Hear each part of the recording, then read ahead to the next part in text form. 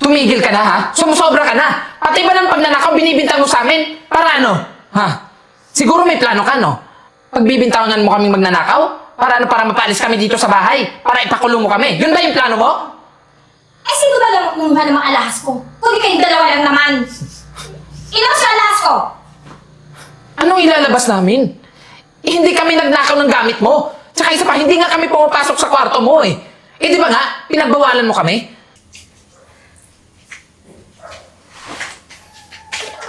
Humihingi ka pa rin hanggang ngayon. Talagang may sapusa ka talaga, no? Tagal-tagal na kitang nilalaso. Hanggang ngayon, humihinga ka pa rin. Alam mo, gustong-gusto na kitang mawala sa mundo. Alam mo ba yun? Bakit hindi kaya sundan mo yung asawa mong nasa hukay na? Total matanda ka na eh. Alam mo sa totoo, gusto ko nang makuha yung kayamanan mo. Pag nawala ka, sa akin na itong lahat. Yung bahay mo, yung kotse mo, lahat ng business mo, sa akin na yun.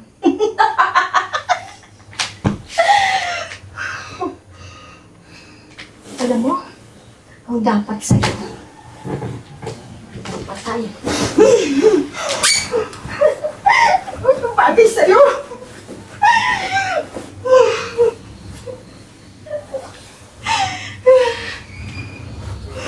Ngayon mapapasakin na lahat ng kayamanan mo. Jay! Jayboy! Ang papa nyo! Bilisan nyo! Jay! Jayboy! Bilis!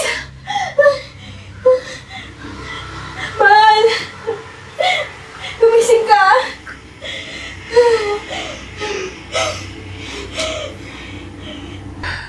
Kuya, paano na tayo nito?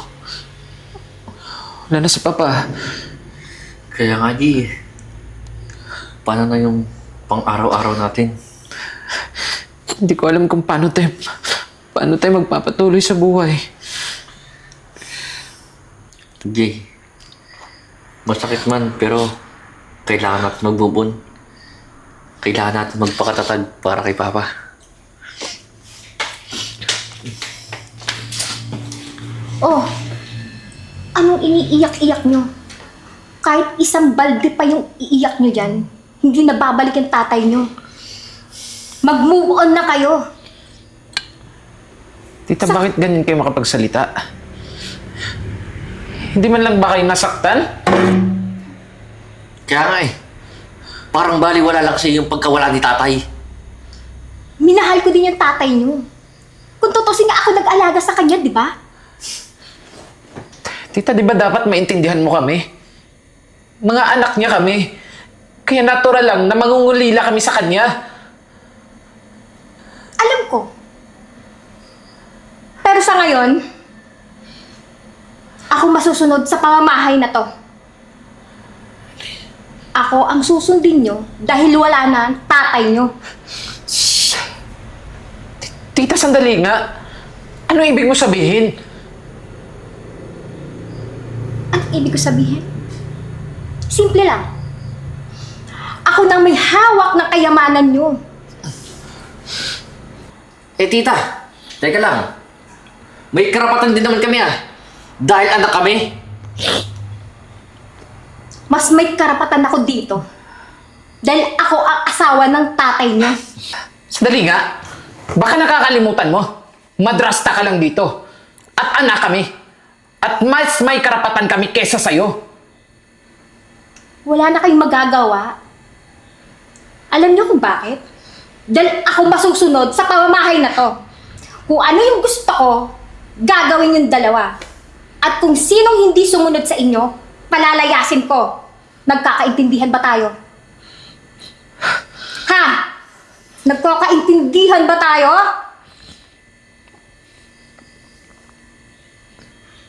Oh, ano ba hinihintay niyo? Magluto na kayo. Ikaw, maraming hugasan doon, oh. Maghugas ka na din. Ano? Bilis! Bagal-bagal.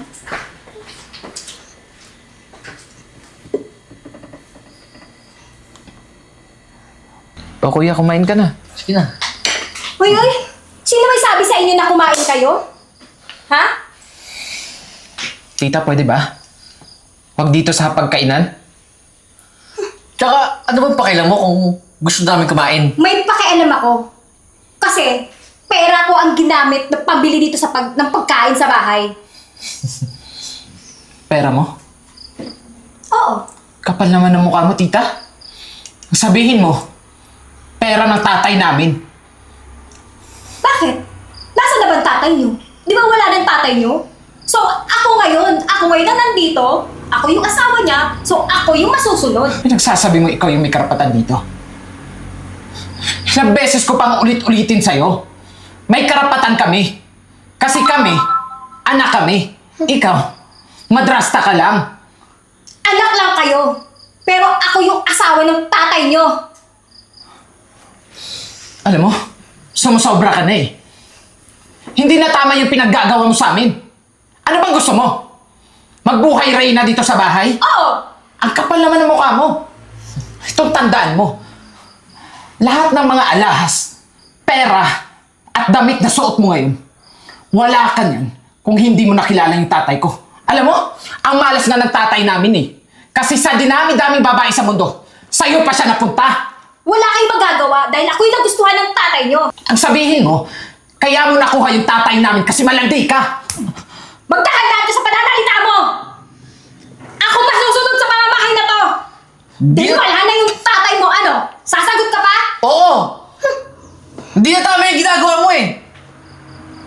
Bakit kailangan mo saktan yung kapatid ko, ha? Bakit? Di ba ako ang may karapatan dito sa pamamahay na to? Ako ang masusunod dahil wala na yung tatay nyo! At higit sa lahat, ako na yung makapangyarihan dito sa bahay. Kapal na mukha mo. Alam mo, ito tatandaan mo. Kahit kailan, hindi ka makakatanggap ng respeto galing sa akin dahil hindi ka karespeto. Hindi ko kailangan ng respeto niyong dalawa. Sige, kung ayaw niyo akong sundin dito sa bahay, pwede kayong umalis. Wala naman kayo magagawa eh. Dahil wala na yung tatay niyo. Huwag mong babanggitin yung pangalan ng tatay namin. Huwag mong babastusin ang pangalan niya. Dahil kami, kahit kailan, hindi namin nagawang bastusin yung tatay namin kasi nire-respeto namin siya. Kasalanan niya ng tatay niyo. Kasi ang tanga-tanga ng tatay niyo. Dahil binigay sa akin lahat.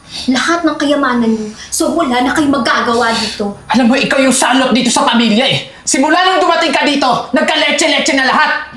Alam mo, pasalamat ka kasi babae ka. Dahil kung hindi, makakatikim ka sa akin. Hayop ka! Alis na kayo. Alis! Walang niya ka? Lumalaban ka pa sa akin, ha?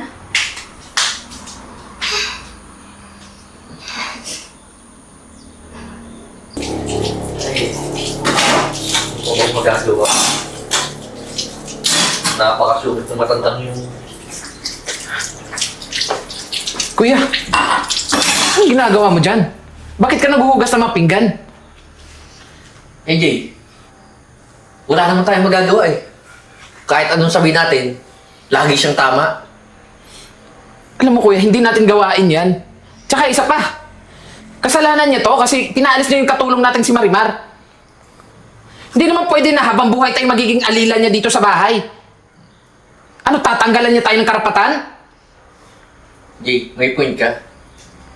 Pero, wala eh. Kailangan natin sumunod sa kanya eh. Alam mo kuya, nanggigigil na ako sa babaeng yan eh.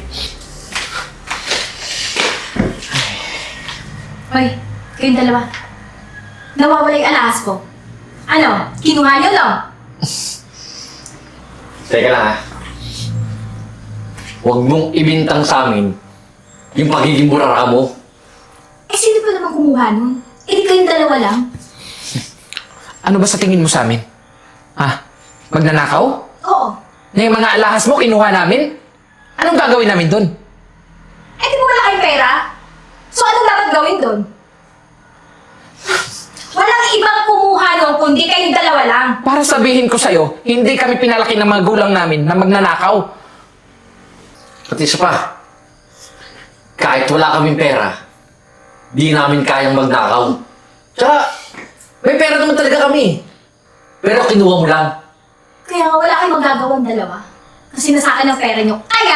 Kayong dalawa kumuha ng mga alahas ko at wala nang iba. Tumigil ka na ha? Sumusobra ka na. Pati ba ng pagnanakaw binibintang mo sa amin? Para ano? Ha? Siguro may plano ka, no? Pagbibintangan mo kaming magnanakaw?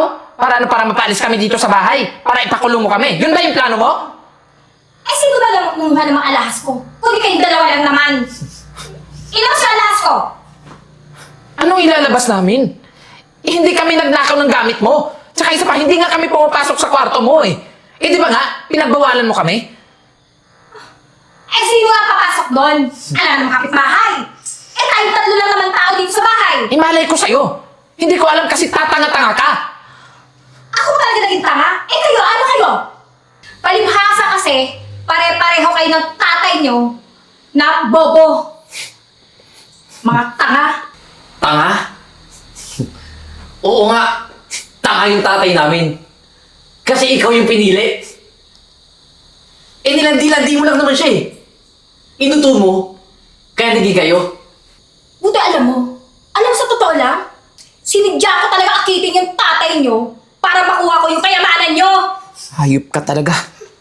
Wala ka talagang hiya, no? Ang kapal ng mukha mo. Alam mo, mas mabuti pa, umalis ka dito sa bahay dahil wala ka naman talagang karapatan. Oo, talaga?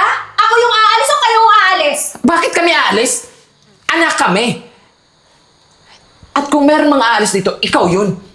Ako ang asawa dito. Asawa ka lang. Umalis kayo. Kung ayaw nyo umalis, magpapatawag ako ng pulis para paalisin kayo dito. Ano? Aalis kayo hindi? Tatandaan mo, hindi pa tayo tapos. Magtutuos pa tayo sa impyerno. Umalis na kayo. Alis! Ano? Titingin-tingin ka ba? Alis!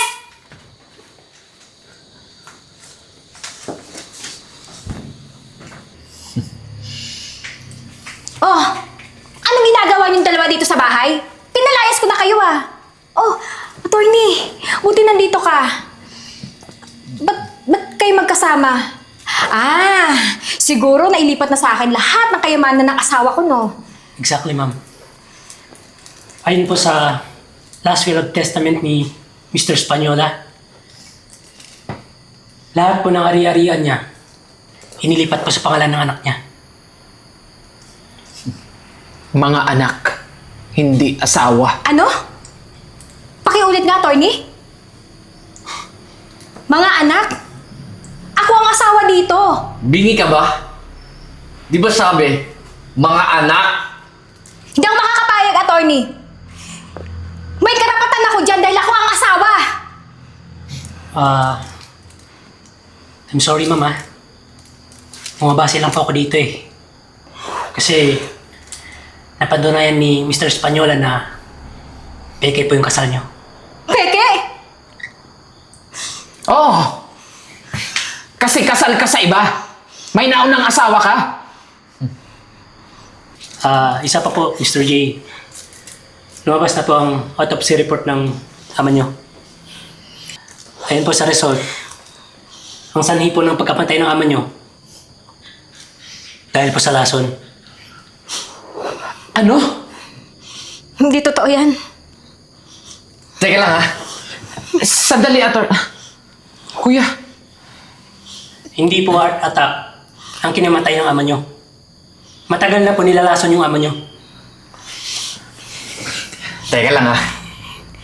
Di ba ikaw yung nag-aalaga kay tatay? Bakit nagawa mo to sa kanya ha? Hindi totoo yung sinasabi nyo.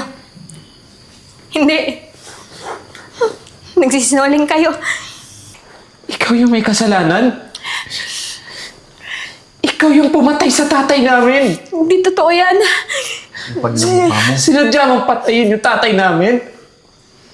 Nawalan kami ng magulang ng dahil sa'yo. Paano ito nakayanan ng konsensya mo? Minahal ka ng tatay namin. Binigay niya sa'yo lahat, tapos ito yung gaganti mo? Hayop ka! Patawarin niyo ko. Sorry! May babalik ba ng sorry yung buhay na tatay namin, ha? Yan lang yung sasabihin mo? Tama na po, sir. Huwag niyo po kayo maglala, sir. Napagsampa na po kami ng kaso laban sa babaeng yan. Dapat lang, attorney. At parating na rin po yung mga pulis. Sisiguruduhin ko na mabubulok ka sa kulungan at pagdudusahan mo lahat ng kasalanan mo. Hayop ka! Ma'am, mas mabuti pa. Sumuko na lang po kayo ng maayos. Nandiyan na po mga pulis.